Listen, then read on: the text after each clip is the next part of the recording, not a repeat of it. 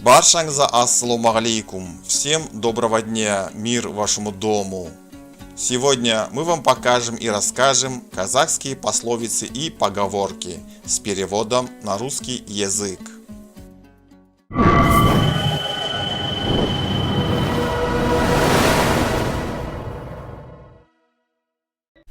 Жаманға жан жуымас, жалқауға мал жуымас. Дурня люди сторонятся, лодыря и скотина обходит. Саудың асын ішіп, аурудың ісін істейді. Ест как здоровый, работает как больной. Аз жұмысты қиынсынсаң, көп жұмысқа тап боларсың. Будешь выбирать легкую работу, трудная достанется. Ер тынысы еңбек, ез тынысы ермек. Для джигита работа отдых, для лентяя гуляние отдых. Еңбеккер ұйқыдан ширап тұрады, еріншек ұйқыдан қирап тұрады. Работяга встает со сна бодрым, лодырь разбитым. Көңілсіз бастаған іс көпке бармайды. Дело, начатое без души, начатым и останется.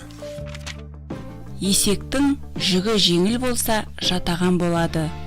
Когда груз легкий и шаг часто ложится. Егінді жабайы шөп аздырар, ерді еріншектік аздырар. Пашню сорняк портит, джигита лень. Ермек қуған бәлеге жолғады, еңбек қуған қазынаға жолғады. Ищешь только развлечения, наживешь беду. Дело ищешь, найдешь казну. Бұқаның арамзасы бұзау арасында жүреді, істемеген тістемейді. Ленивый бык вместе с телятами пасется.